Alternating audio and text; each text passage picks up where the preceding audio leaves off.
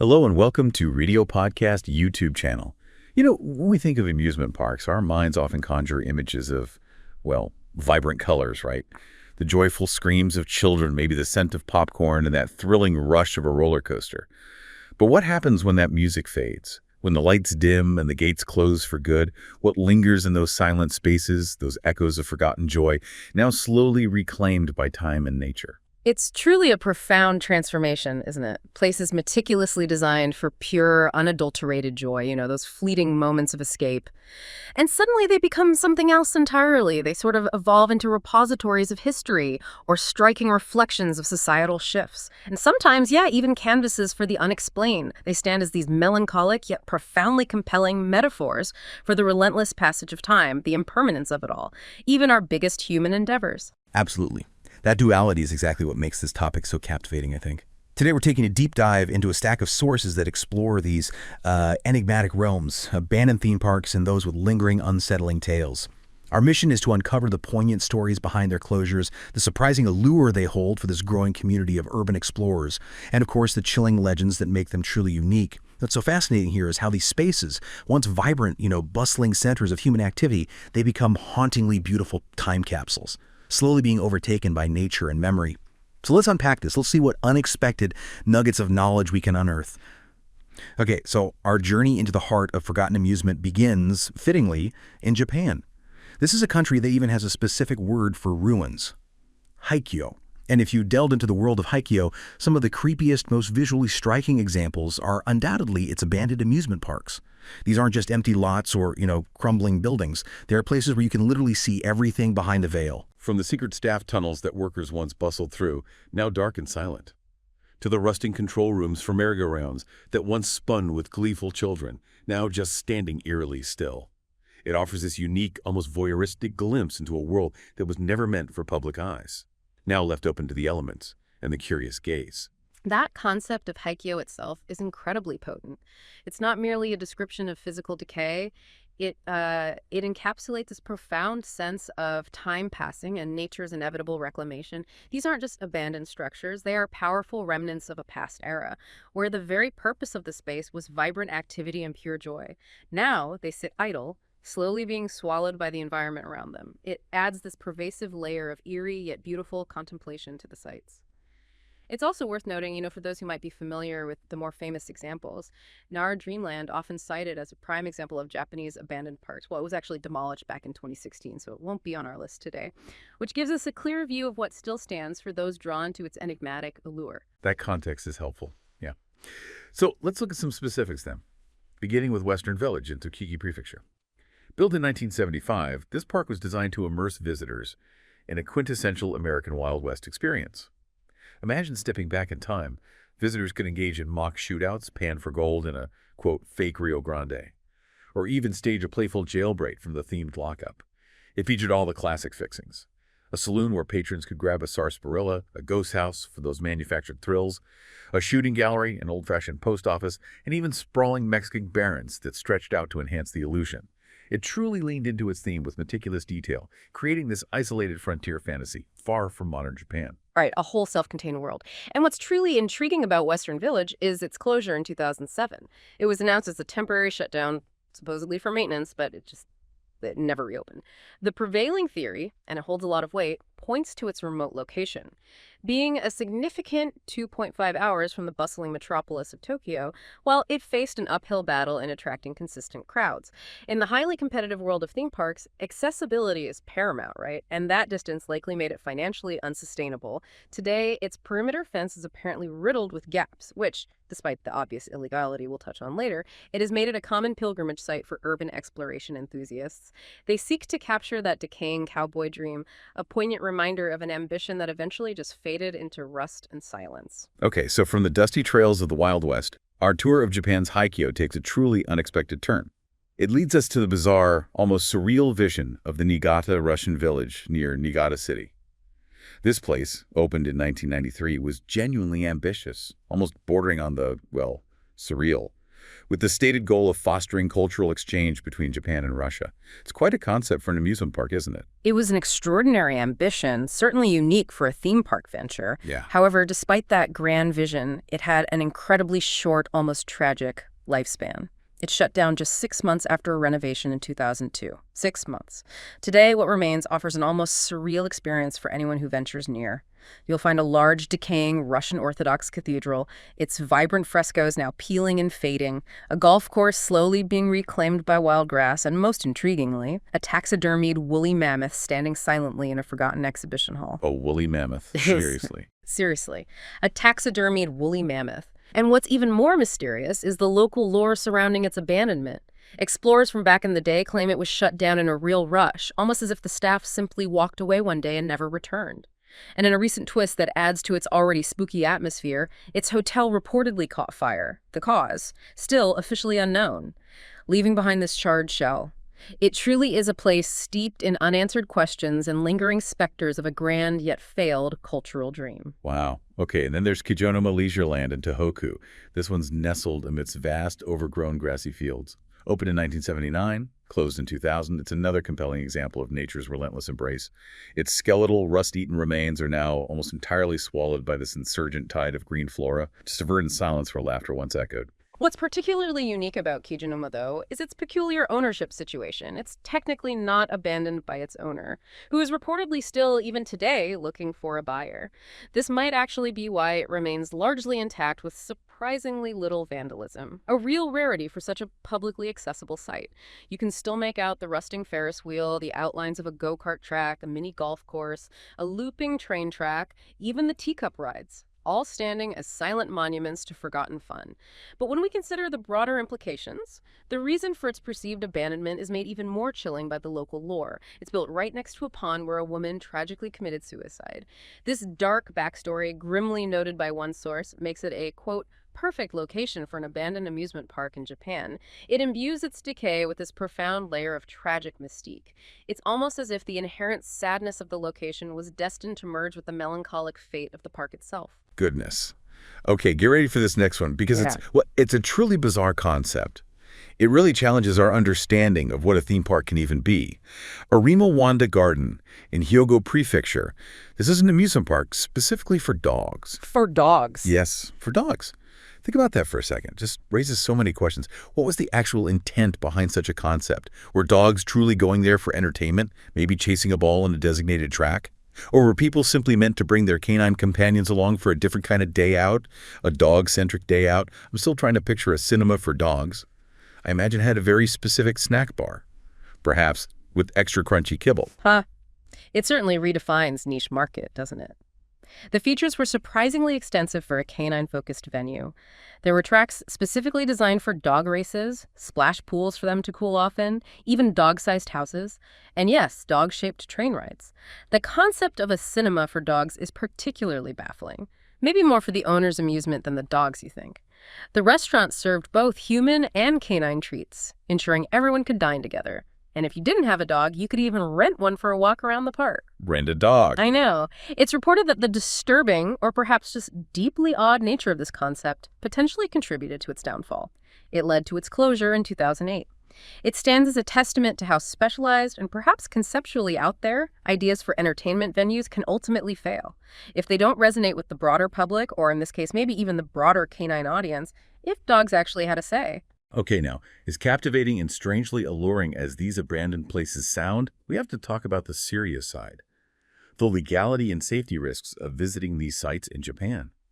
Because as much as they call to the adventurer and the curious urban explorer in all of us, it's absolutely not a free-for-all, and there are very real dangers involved. This is crucial information, absolutely, for anyone captivated by Haikyo. In Japan, trespassing on private property, even if it appears completely abandoned and neglected, is unequivocally illegal. Violations are not minor infractions. They can lead to significant penalties. We're talking substantial fines, mandatory community service, or in more severe cases, even imprisonment. So for all the romanticism of Haikyo, the legal reality is very stark and serious. Furthermore, many of these parks, despite their decaying appearances, still have active security measures in place. You might encounter surveillance cameras hidden among the foliage, reinforced fences, or even on-site security personnel tasked with deterring visitors. And beyond the legal implications, the physical dangers are substantial and often unseen. We're talking incredibly uneven floors, crumbling structures that could collapse without warning, exposed wiring posing electrocution risks, potential encounters with wild animals, snakes, aggressive stray dogs, and, as one source eerily suggests, perhaps even those old animatronic figures that inhabit the space. Though not sentient, they can certainly add to the mysterious and potentially startling allure for an unprepared explorer. Creates a truly unsettling atmosphere. Right? Ultimately, these Japanese Haikyo, they don't just offer a unique and often melancholic glimpse into the past, into failed ventures, shifting interests, the impermanence of human ambition, but they also powerfully underline the very real legal and safety challenges for anyone drawn to their eerie charm. It's a complex blend, isn't it? Cultural fascination with decay, historical reflection, and practical, on-the-ground concerns for personal safety and the law. What they force us to confront is a deeper truth, perhaps. In a culture often steeped in the beauty of impermanence, what does it truly mean when even our most vibrant expressions of joy are reclaimed by nature, offering a mirror, maybe, to our own fleeting existence? Okay, moving beyond Japan, the phenomenon of abandoned theme parks is truly global. It's a universal whisper of what once was. There are an estimated 300 such relics scattered across the world. Each one is like a hidden treasure, a fascinating ruin drawing urban explorers and photographers with their haunting beauty, their quiet stories, and that undeniable pull of things left behind. The striking thing here is that these aren't just forgotten spaces. They're profound relics of the past. They spark conversations far beyond their immediate decay, delving into crucial topics like environmental sustainability and the cultural narratives that shape our communities. When we step back and connect this to the broader implications, they powerfully symbolize nature's inevitable reclamation of human spaces, acting as a potent metaphor for larger environmental issues. Prompting critical reflection on our concepts of sustainability and preservation, they serve as stark reminders that nothing is truly permanent. Even the most meticulously designed human constructs, built for boundless joy, can eventually succumb to the elements. It really illustrates our own ephemeral impact on the landscape. The history of these places is a roller coaster in itself, isn't it? Illustrating the fascinating rise and eventual fall of entertainment venues. Amusement venues really started emerging in the late 19th century, evolving from simpler pleasure gardens and fairgrounds into these grand, intricate themed environments we recognize today. Then, post-World War II, we witnessed a thrilling boom in theme park construction. Disneyland, of course, led the charge, setting an unprecedented gold standard for immersive experiences that defined the industry for decades, pushing boundaries of imagination and scale. But this boom inevitably faced formidable challenges, leading to the decline and, the heartbreaking closure of many once-beloved places. A confluence of factors played crucial roles. Severe economic downturns, which drastically reduced discretionary spending. Shifting consumer preferences, what people wanted for entertainment simply changed, favoring newer, more technologically advanced experiences. Ever-rising operational costs for maintaining complex rides and infrastructure, devastating natural disasters like hurricanes or floods, internal financial mismanagement, and relentless, intense competition from larger, more modern entertainment venues that could offer more thrill and innovation. These parks are incredibly complex operations. Even minor shifts in these factors can tip the scales towards closure. What's also a striking detail, often unseen by the public, are the inherent operational risks for those working behind the scenes. Our sources highlight that between 2015 and 2020, Disney World, a paragon of safety in the industry, still reported 149 workplace accidents. 90 of those were falls. Wow, 90 falls. Yeah. And at Six Flags, between 2014 and 2019, there were 15 reported workplace incidents, resulting in 13 hospitalizations and even 3 amputations. These numbers starkly underscore the constant, often unseen, dangers involved in operating these massive, complex attractions, a hidden cost behind the magic. It's a sobering reminder. Even places designed for fantasy and fun have very real-world dangers and operational challenges. Yeah. Yet, despite these closures and risks, the amusement and theme attractions industry actually shows remarkable resilience.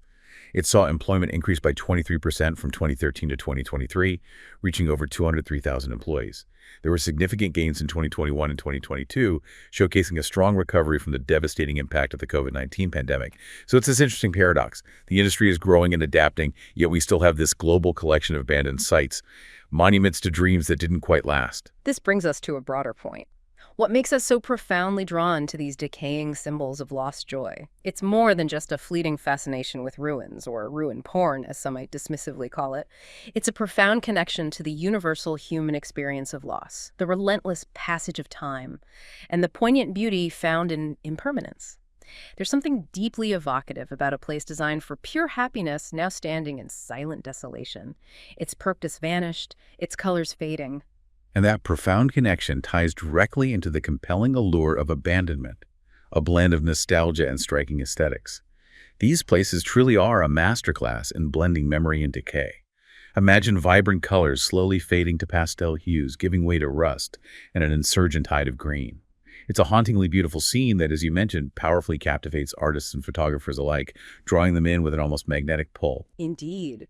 Research actually suggests that nostalgia is a predominantly positive emotion, capable of boosting mood and reducing stress by prompting the release of dopamine. That emotional pull is particularly strong in these places because the ghostly remnants of past happiness and childhood innocence. They encourage a deep, often bittersweet reflection on our own personal experiences and cherished memories. From an aesthetic standpoint, the intricate details of rusting rides, shattered glass, overgrown pathways, they create incredibly stunning photographic subjects. This visual appeal has sparked a growing trend in photography, with enthusiasts eager to capture the unique, ephemeral charm of these deserted places, creating a whole new genre of art. Ultimately, nostalgia plays a significant role in broader discussions about cultural heritage, shaping how language and word choice forge emotional connections to these sites, influencing how we interpret and remember them, transforming them into modern archaeological sites of emotional resonance. Okay, here's where it gets really interesting, I think.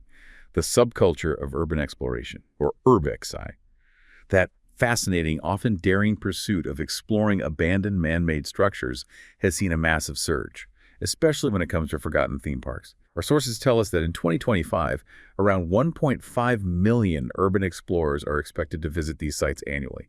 That's a staggering number. It signifies a truly widespread and intense fascination with these derelict spaces. It absolutely is. The motivations for urbex are quite diverse, yet they consistently revolve around a powerful core. The thrill of discovery, the unique chance to capture stunning, often surreal, photos that tell a silent story, and a deep-seated desire to connect with the past and the palpable stories embedded in these once vibrant spaces. It's an immersive, almost archaeological form of historical engagement. For many, it's about that quiet reverence for what once was, a desire to bear witness to history slowly dissolving into dust. But with that surge in interest comes serious ethical considerations and the vital need for responsible exploration. There's a fine, often blurry line explorers must navigate between truly appreciating the historical significance of a place, documenting its decay, and potentially exploiting it for sensationalism or even contributing to its further decline. Trespassing, even on property that seems utterly abandoned and neglected, raises significant legal and ethical questions that cannot be ignored. Precisely. While urbex can indeed raise invaluable awareness about historical significance and the importance of preservation, it absolutely requires a deep commitment to ethical practices. This means rigorously respecting property rights and actively advocating for the preservation of these sites, rather than inadvertently contributing to their further damage or decline. Efforts to establish clear community standards for responsible exploration are vital here, emphasizing a strict leave no trace mentality. Take only pictures, leave only footprints. The focus should always be on documentation and respect, not disruption or destruction. It's about bearing witness, not leaving your mark. And for those who are drawn to the photographic aspect of urbex, the sources offer some really practical and insightful tips. Planning your outfits ahead of time can help you blend into the environment for a more natural look or achieve a specific aesthetic for artistic shots. Thinking through the logistics for moving between locations is key, especially in large or remote areas. Ensuring you're prepared for the terrain. And early mornings are often your best bet for capturing less crowded, more evocative shots, bathing the ruins in a softer, more mysterious light. It's also critical to check local regulations for permits, especially if you're doing professional photography.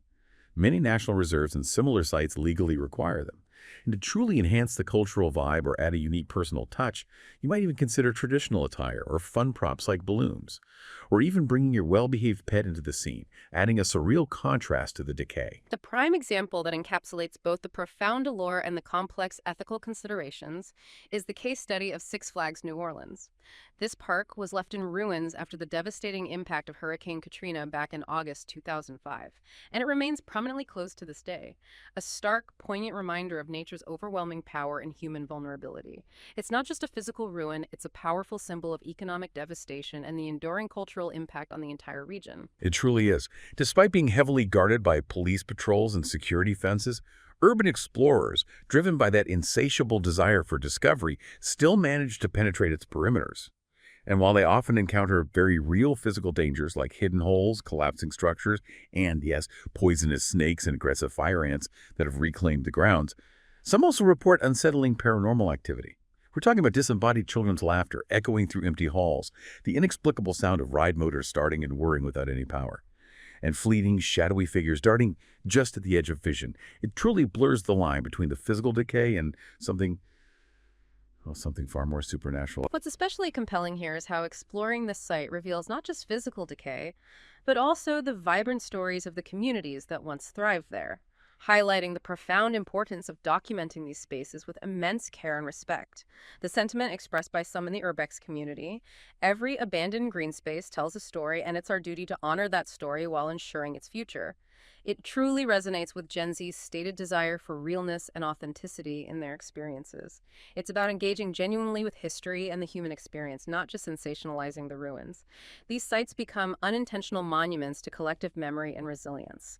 So from the silent decay of abandoned parks, we transition to an even more unsettling truth: that some places, even those still operating and bustling with life, carry stories of the spectral. Most paranormal investigators generally agree that high-traffic areas are more likely to have ghosts, perhaps due to the sheer concentration of human emotion, joy, fear, excitement, sometimes tragedy, leaving an energetic imprint on the environment. Considering Disney World alone hosted an astonishing 8.5 million guests in 2021, theme parks certainly fit that high-traffic description, making them seemingly perfect conduits for lingering spirits and spectral tales. It truly makes you wonder, doesn't it? If that sheer concentration of human emotion, all that unbridled joy, but also moments of sorrow, fear, even tragedy fest, if it truly leaves an energetic, indelible imprint on these places. So let's dive into some of the most compelling stories of theme park hauntings, where the thrills aren't just from the rides. We'll start with Dorney Park in Allentown, Pennsylvania, and its ghostly antique carousel, built way back in 1921 by the Denzel Carousel Company. Just imagine the generations who've ridden that classic attraction. And according to the persistent legend, it's not just the living who continue to enjoy it. A spectral, white-dressed ghost, widely believed to be Mrs. Mueller, wife of the legendary architect Daniel Mueller, who, it's said, carved a specific horse just for her, is seen riding the carousel after dark, often accompanied by the faint, disembodied strains of haunting music.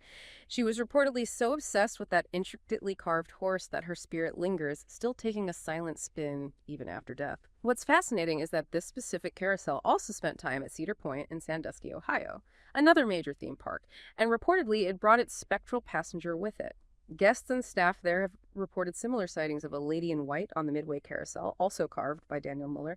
It creates this fascinating shared ghostly thread across these historical attractions. Interesting connection.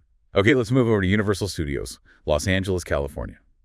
While the public park itself opened in 1965, the grounds have a much richer, deeper history, having been used for silent movies and early film productions much earlier.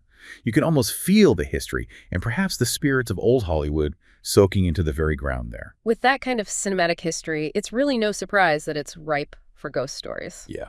Reported hauntings include the lingering presence of actor Lon Chaney, famously known as the Phantom of the Opera, who is said to still roam the studio lot.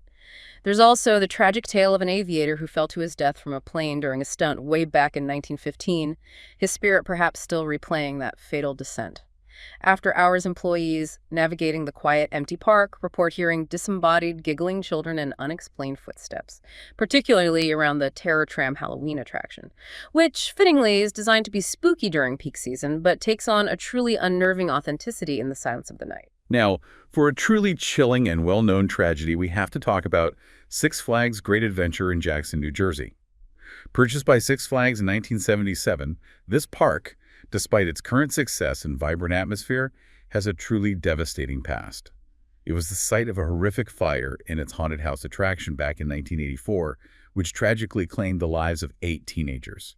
A horrific event that would surely leave an indelible, traumatic imprint on the location. And it seems it absolutely did, though that specific haunted house attraction has long since been removed from the park. The subsequent attraction built on the very same lot, the Autobahn bumper cars, has reportedly experienced unsettling paranormal activity.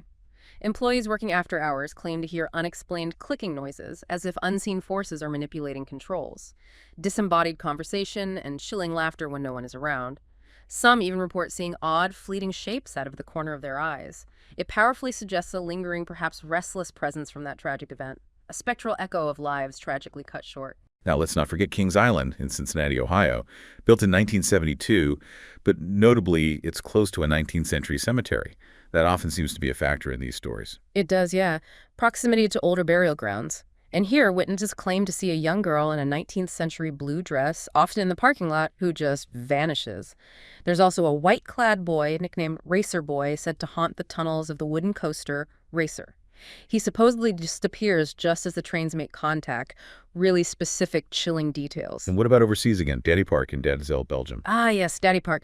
Built in 1950 with a religious theme, oddly enough. It closed in 2002 after a tragic accident where a young boy lost his arm on a ride. A terrible event. The ruins were apparently quite easy to explore for a while, attracting not just, curious teenagers, but also reported paranormal activity. Odd sounds, shadows, strange electromagnetic fields, even disembodied voices being picked up on recordings. Okay, back to Cedar Point briefly, besides the carousel ghost. Right, Cedar Point has more. The historic Hotel Breakers, built in 1905, has its own haunting reputation.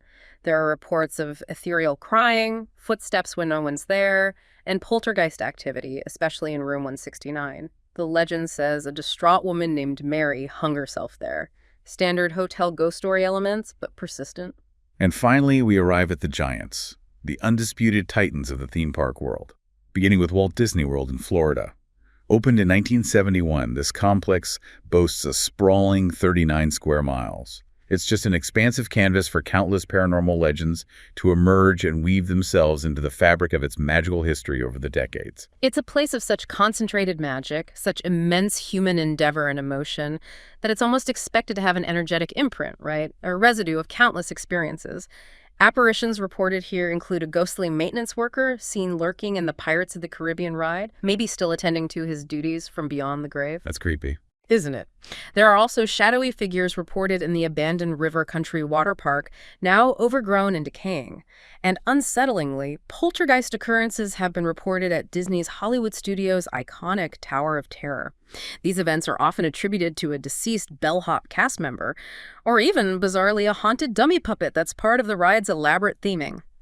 The sheer scale, the volume of guests, the immense emotional investment in these experiences, it surely contributes to the rich tapestry of these supernatural tales, making the magic both enchanting and, at times, unsettling. And if the Florida park is vast, then Disneyland in Anaheim, California, holds the original, even deeper haunted history. It's 16 years older than Walt Disney World, and Walt Disney himself actually visited and walked these grounds. That legacy just adds to the palpable mystique and the depth of its spectral stories. Indeed. The list of paranormal Disney experiences truly deepens here, as you'd expect from the original park. One of the most notorious stories involves the chilling apparition of a little boy found within the famously themed Haunted Mansion attraction. The disturbing backstory often attached to this is that a mother reportedly poured her son's ashes on the ride. An act which, unsettlingly, is described by sources as an uncomfortably common occurrence for the Haunted Mansion, given its macabre theme. That's disturbing. People actually do that. Apparently so. It's quite morbid. And people also frequently report seeing a red-haired man in the line for Space Mountain. He supposedly strikes up conversation with unsuspecting park patrons before simply disappearing on the roller coaster right before their very eyes, like a momentary companion from another dimension or something. These are not just isolated incidents. They're woven into the very fabric of the park's lore. It truly makes you wonder. All that concentrated human emotion, joy, sorrow, fear, tragedy, does it leave an energetic, indelible imprint on these places? These are not just amusement parks. They are vessels for memory, both living and lingering. So what does this all mean when we think about what happens after the rides stop and the gates close for good? Well, while the allure of decay in ghostly tales is undeniably strong, there's also a significant and perhaps more optimistic movement towards revitalization. These sites are not just remnants of the past, they are potential blueprints for the future, offering a powerful blend of nostalgia and progress. It's about seeing opportunity where others see only ruin. It's truly inspiring to see these revitalization efforts taking hold. Once neglected amusement venues are actually being transformed into vibrant new community spaces and attractions. It's a true phoenix from the ashes story for some of these locations, a testament to human ingenuity and resilience. A fantastic, powerful example of this transformation is the former Six Flags New Orleans site. It's not simply being cleared, it's being reimagined as a mixed-use development, complete with new sports fields, recreational areas, potentially even commercial spaces. This effort doesn't just breathe new life into a desolate area, it truly honors its historical significance and the impact Hurricane Katrina had on the community, creating a meaningful bridge between a tragic past and a hopeful future for the city. And these successful redevelopment projects aren't just aesthetically pleasing or symbolically powerful. They significantly boost local economies, enhance community well-being, and can even lead to tangible benefits like lower crime rates and improved mental health outcomes. As one source compellingly notes, transforming unsecured vacant buildings is directly linked to reduced drug, theft, and violent crime calls in surrounding neighborhoods, clearly showing the profound positive ripple effects of these revitalizations. From an urban planning perspective, these benefits are remarkably clear. Repurposing these spaces and, crucially, engaging local communities in the redevelopment process. It fosters a deep sense of ownership and pride among residents. This leads to sustainable engagement and can even boost local tourism by creating a new narrative for the area. Private investments are often crucial here, turning these former sites of fun into everything from affordable housing to vibrant creative spaces and much-needed recreational centers. It's truly forward-thinking urban development. In 2025, the focus remains squarely on creating inclusive environments that genuinely reflect community needs, while carefully preserving the memories and historical significance of what once was. These sites also offer powerful cultural reflections on their profound impact on communities. They provoke a complex mix of nostalgia for what was and the stark reality of neglect. On one hand, a fondly remembered abandoned park can stir immense local pride and attract curious visitors, potentially boosting the local economy through ruined tourism. But on the other, if left in disrepair, they can powerfully symbolize decline, fostering feelings of abandonment and potentially leading to increased crime and vandalism, which can profoundly undermine community safety and unity, casting a shadow over local identity. It's definitely a delicate balance. These sites spark crucial conversations about community identity and shared heritage, serving as poignant reminders of a collective past and the values of the communities they inhabit. They hold these collective memories, whether bittersweet or inspiring. The psychological impact of neglect is indeed profound. Unaddressed, neglected spaces can foster deep feelings of abandonment and disconnection among residents, breeding apathy and even despair. Conversely, communities with a strong sense of identity often view these spaces as vital to their cultural narrative, nurturing a collective memory that truly enhances local engagement, pride, and even civic participation. The sources even cite a striking, sobering statistic. 69% of youth who reported past housing instability also engaged in self-harm, compared to 49% without. This powerful correlation underscores the broader implications of community identity and pride, directly related to the environments we create, maintain, or unfortunately allow to decay. It reveals how profoundly these spaces and their care or neglect can impact the very fabric of human lives and collective well-being. And finally, these abandoned parks have found a fascinating second life in popular culture through media and artistic interpretations. The concept of an abandoned theme park has long intrigued creators across film, literature, photography, even video games, serving as a powerful emblem of nostalgia, loss, and often thrilling decay. They really do resonate deeply with audiences. We see them masterfully depicted in films like The Florida Project, which beautifully juxtaposes the vibrant innocence of childhood against a backdrop of economic hardship and crumbling facades, or in countless horror movies that expertly exploit their unsettling, isolated atmosphere to evoke genuine fear and suspense. And through an artistic lens, photographers like Seth Lawless have amplified public intrigue with haunting, almost beautiful images that capture the desolation and forgotten grandeur of these spaces, turning documentation into art. It's not just in the arts either. Take Wonderland in Beijing, for example, a massive theme park that, remarkably, never even opened its doors after 2 phases of halted construction left it abandoned for years. That site has transformed from a failed dream into an unintentional cultural landmark, a monument to a dream unfulfilled. The way these locations are portrayed in media not only stirs deep emotions, but also reflects broader societal themes such as lost dreams, economic ambition, and the relentless passage of time. Visual storytelling significantly influences audience engagement, and the enduring trend of showcasing deserted green spaces in films continues to expand in 2025. It truly shows that our fascination with these places, both real and imagined, is enduring and constantly evolving. It's incredible to see how these spaces continue to evolve.